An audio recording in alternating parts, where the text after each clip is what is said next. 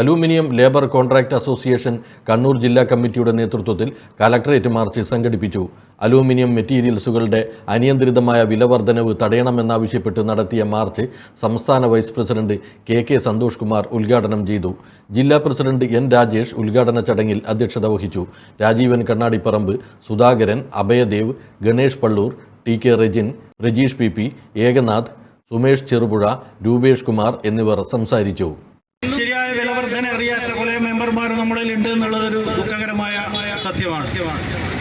നമ്മളെടുക്കുന്ന വർക്കുകൾ ദിനം പ്രതി വില കൂടുന്നത് കൊണ്ട് കൊടുക്കുന്ന കൊട്ടേഷനുകൾ പോലും നമുക്ക് നഷ്ടം സംഭവിക്കുന്ന ഒരു അവസ്ഥയാണ് ഇന്ന് വന്നിട്ടുള്ളത്.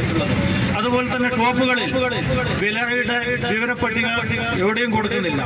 മെറ്റീരിയലുകളുടെ തൂക്കവും വിവരപ്പട്ടികയും അതത് ദിവസം എല്ലാ ഷോപ്പുകളിലും നിർബന്ധമായും അതിൻ്റെ ചാർട്ട് ഉണ്ടായിരിക്കണമെന്നാണ് ഈ അവസരത്തിൽ എനിക്ക് പറയാനുള്ളത്.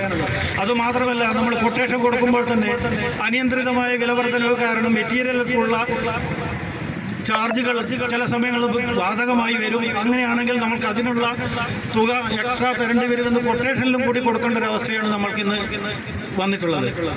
നമുക്കറിയാം, നമ്മുടെ ഈ മെറ്റീരിയൽ നാൽക്കോ ആണ് അലുമിനിയത്തിൻ്റെ വില നിർണ്ണയിക്കുന്ന ഏജൻസി. പക്ഷേ സ്വർണത്തിന് വില നമ്മൾ പറയുന്നത് ദിനം തോറും കൂടുന്നുണ്ട്.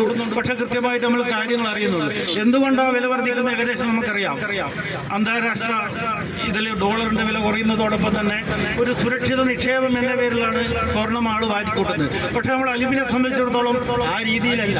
എങ്കിലും എന്തുകൊണ്ട് അലുമിനിയത്തിന് വർദ്ധിക്കുന്നു എന്നുള്ള പ്രധാന കാരണം അലുമിനിയത്തിന്റെ ഉൽപ്പാദനം കുറയുകയും അതുപോലെ തന്നെ അതിന്റെ ഉപയോഗം കൂടുകയും ചെയ്തു. നമ്മുടെ ഫാബ്രിക്കേഷൻ രംഗം മാത്രമല്ല ഈ അലുമിനിയത്തിന്റെ ഉപയോഗമെന്ന് നമുക്കറിയാം.